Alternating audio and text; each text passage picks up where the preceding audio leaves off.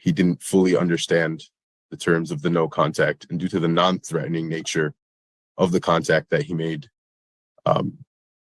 we would ask for some leniency from the court, perhaps, as well as the fact that his ultimate goal was to figure out what was going on with his child, Your Honor, and that's it. He was not trying to make any physical contact with her. He has maintained his distance. He has not been trying to see her. He simply misunderstood the terms of his contact regarding his child, Your Honor.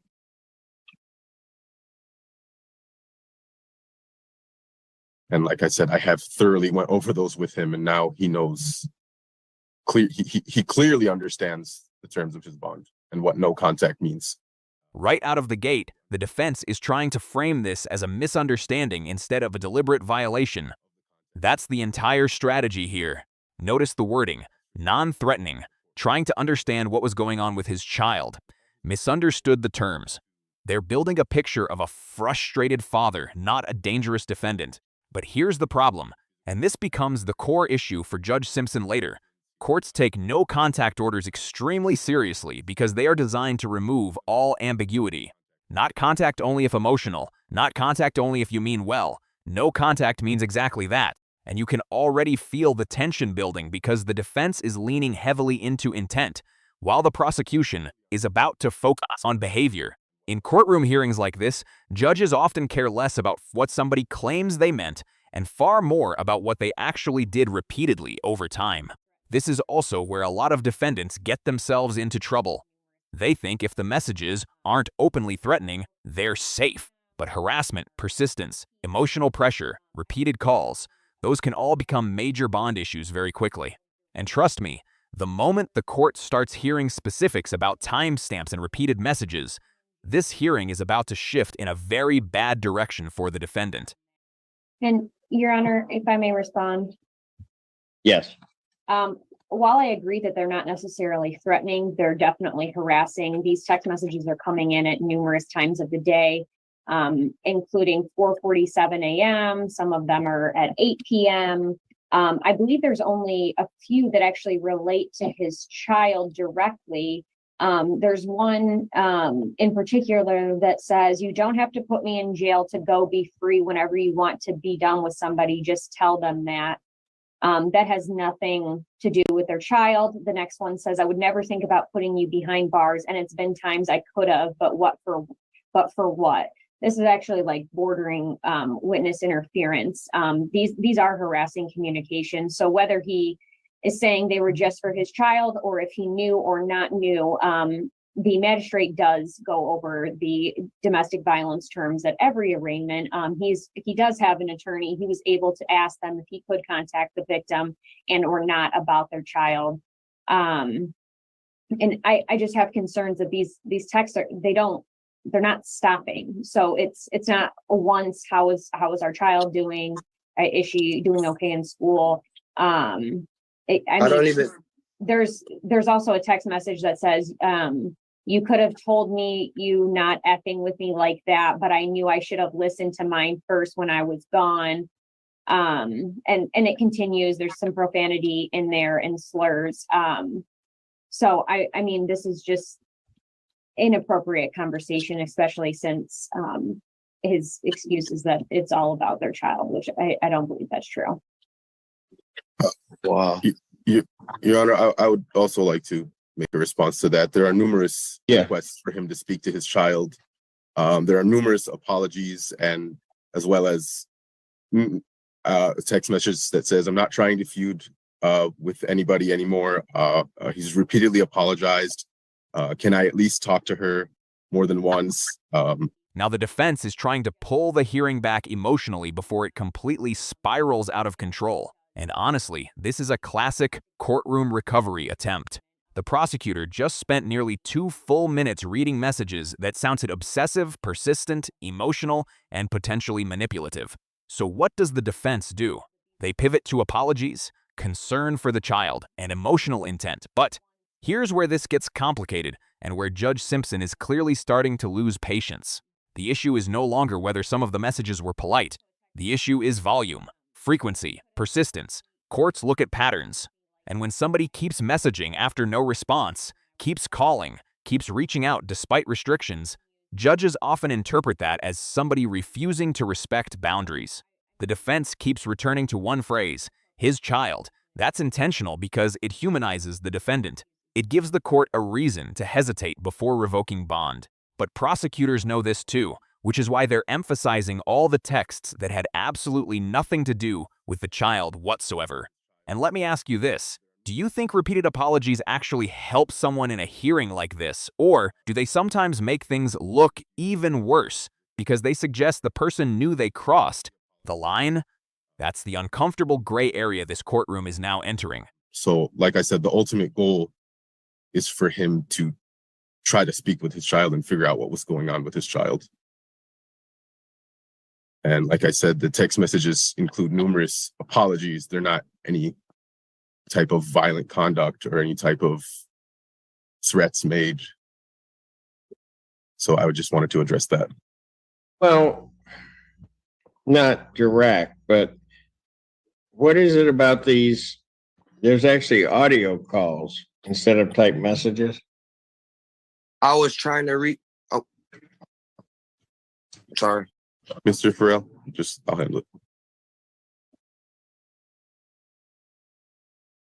I mean, I've got missed audio calls from him to her.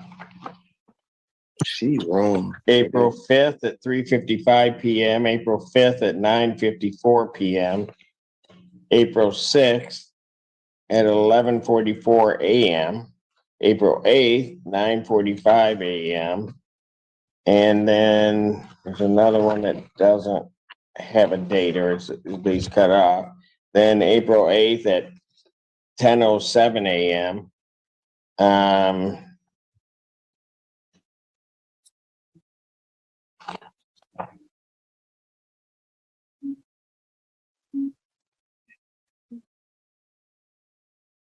I just think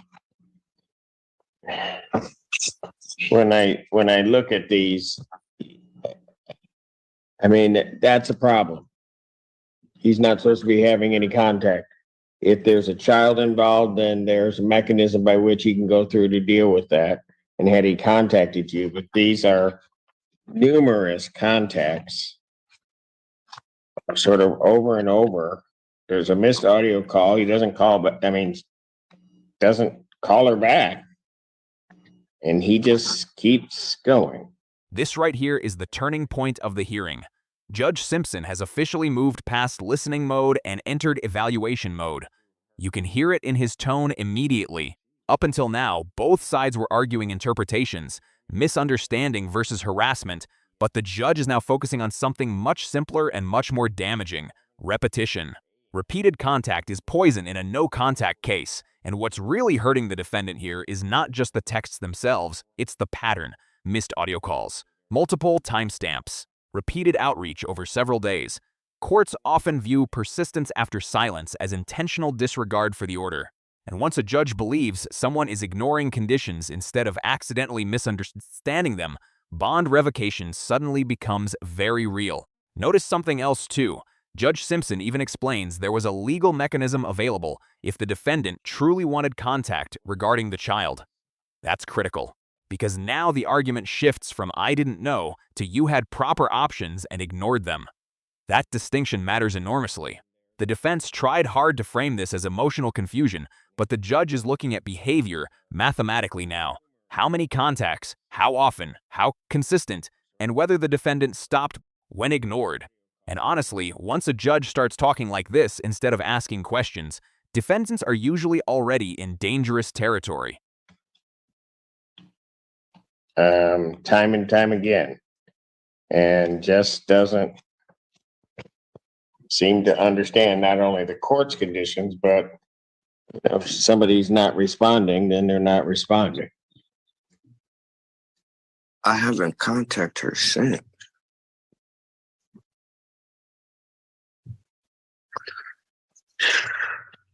So now I just gotta lose Kamaya like this, bro. This is crazy. See, But you That's see a what problem. you trying to do? That's what you should do best. Don't just look at you. It's your daughter too. You can see he's deeply concerned for his daughter, Your Honor, and I understand, and I made it very clear to him going forward what the conditions of no contact means. Yes, you did. And man, this is frustrating. Can I talk to him? I don't know if you can do that. Excuse me, sir. I don't know if I'm even supposed to be talking. Mr. Farrell, if you'd like to speak, you just mute yourself. Oh, can I? I'll set a bond. Say nothing.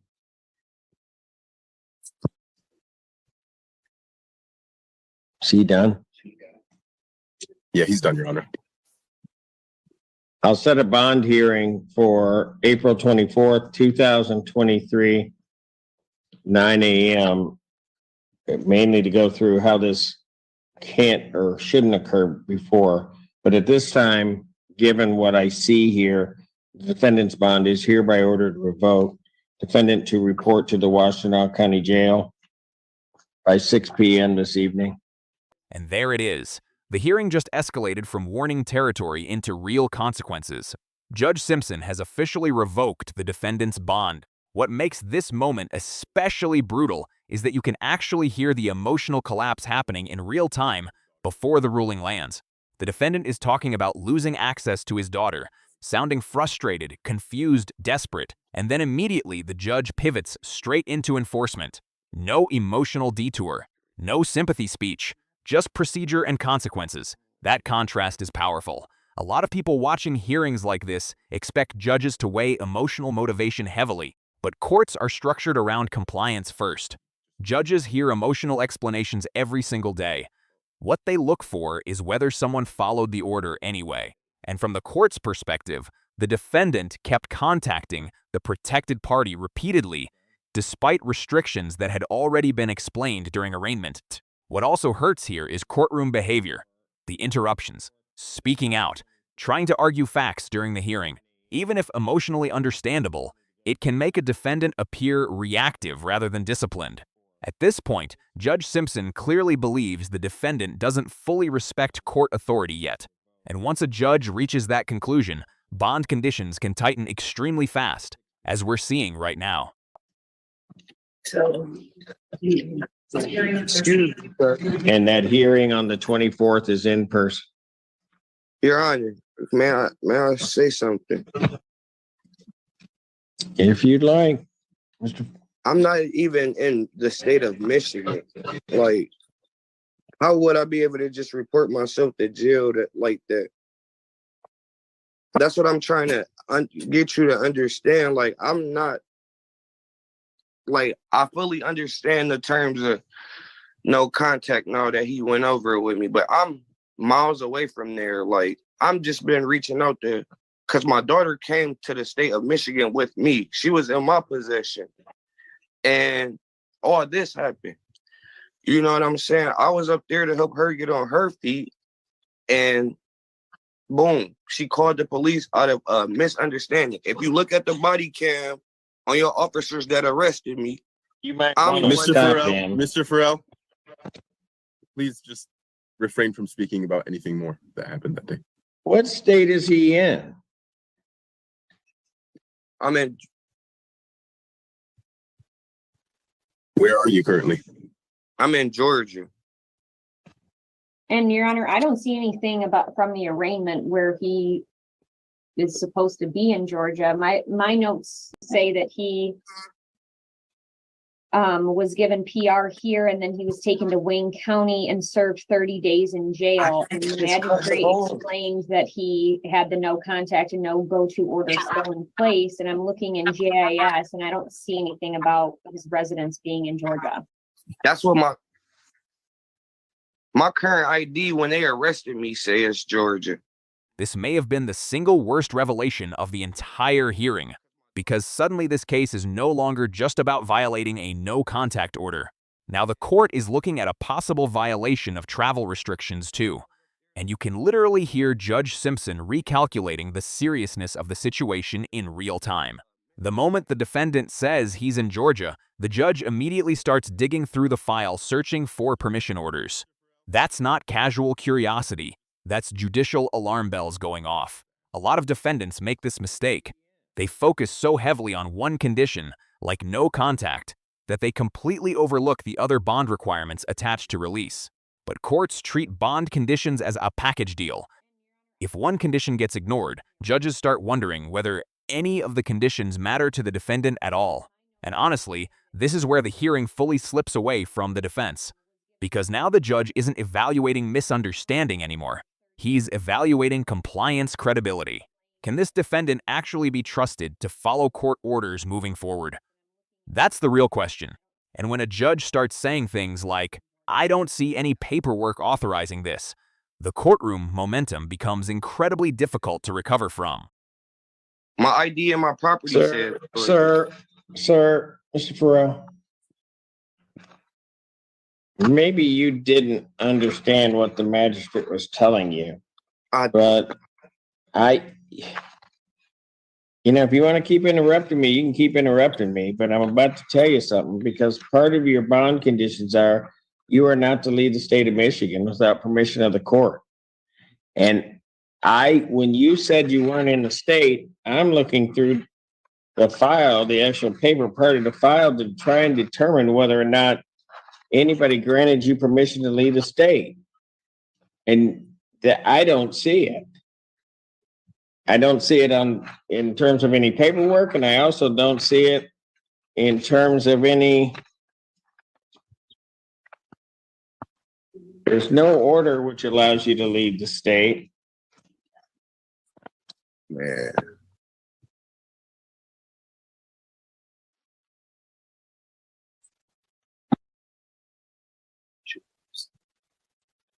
Well, here's what I'm going to do. I'm going to set he's got violations all over the place. He's got no contact violations. He's left the state without the permission of the court. I'm going to set the bond hearing for the time and date that I said of April 24th, 2023, 9 a.m. That will be in person.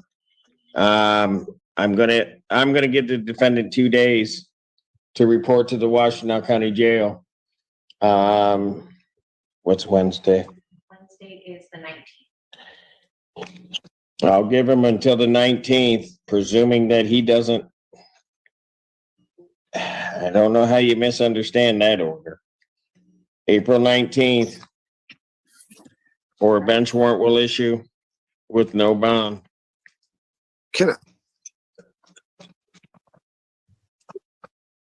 Am I allowed to say that? Yes. No. Judge, I'm so sorry. What time? By what time on the 19th? By 6 p.m. on the 19th. Thank you, I'll Judge. give him. Okay. He shouldn't have, and I'm sure counsel explained to him, he shouldn't have left the state. He shouldn't have been contacting her. Shouldn't have been doing a lot of things that are in this. And the magistrate told him there's a signed order to that effect. And then just wants to do it his way. Well, now we'll do it my way. Thank you. Judge Simpson has completely reached his limit here, and the final moments of this hearing make that crystal clear. The court is no longer debating intent, misunderstandings, emotions, or parental frustration.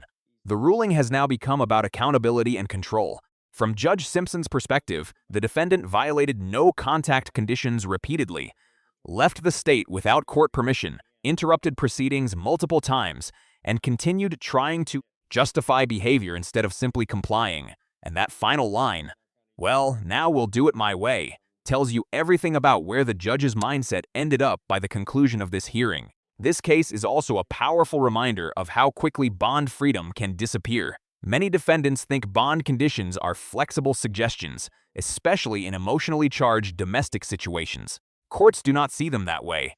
Judges expect exact compliance, especially after conditions are verbally explained during arraignment and reinforced by counsel.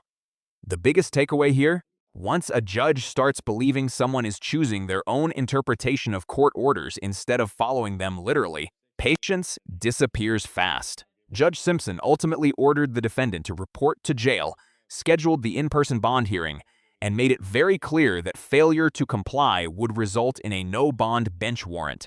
If you found this case as shocking as we did, make sure to hit that like button, share your thoughts in the comments, and don't forget to subscribe for more jaw-dropping courtroom breakdowns.